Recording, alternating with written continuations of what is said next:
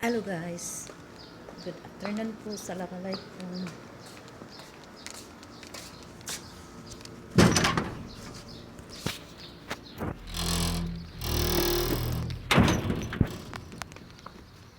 And guys, papunta ako uh, sa bangko magpapadala ng kwarta pang bayad sa motor. Ayan, pinagsabihan pa akong hikawan. Samantala, di kaya naisip na pinaghirapan ko magpapadala pambayad ng motor.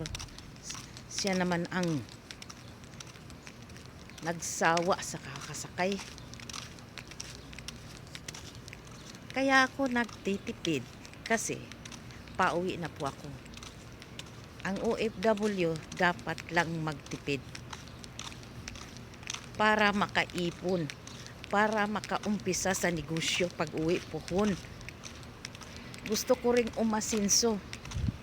Gusto ko ring umasinso bilang OFW dahil ako'y 24 years na po sa abroad. Naikot-ikot ko ng maraming bansa. Pero nai-enjoy ko lang po mag-ikot-ikot ng ibang bansa na kung saan-saan, sa Amerika, sa London, na kung saan-saan. Pero hindi ko pa nakuha yung tama.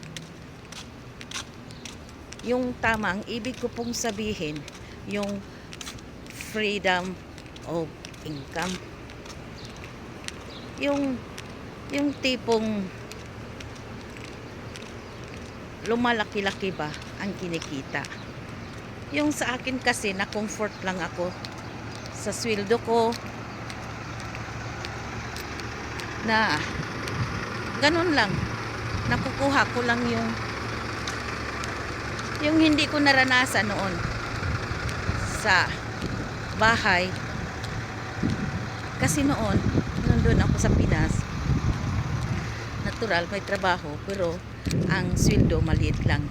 Dito kahit papano nakukuha ko yung sweldo, pinaasam-asam ko, pero hanggang dun lang.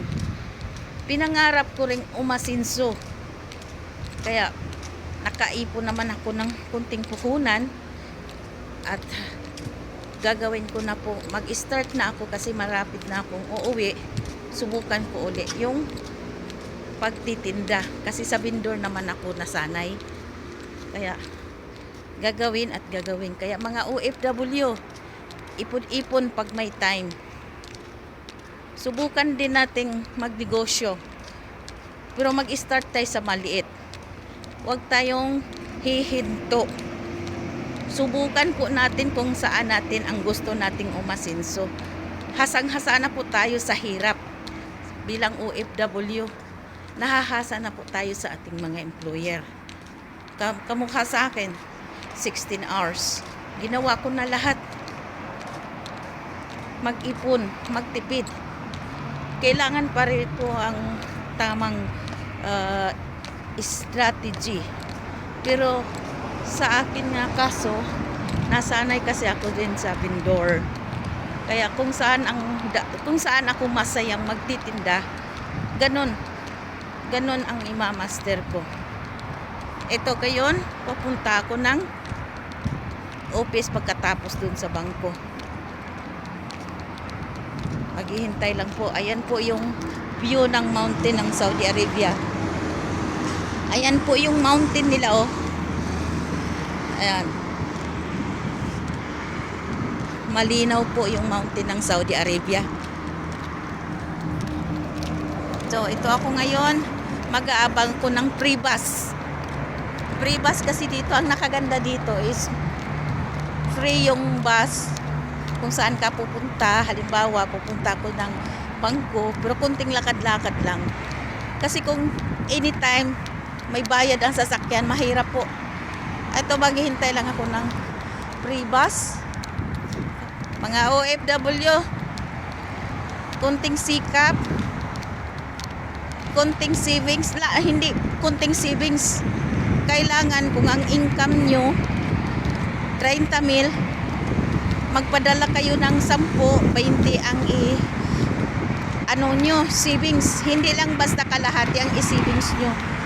para magkaumpisa na po tayo magtinda pag uwi buhon.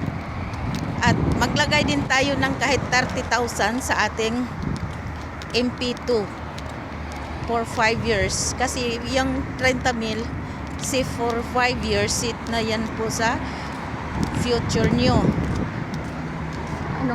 15 minutes pa po bago darating yung bus.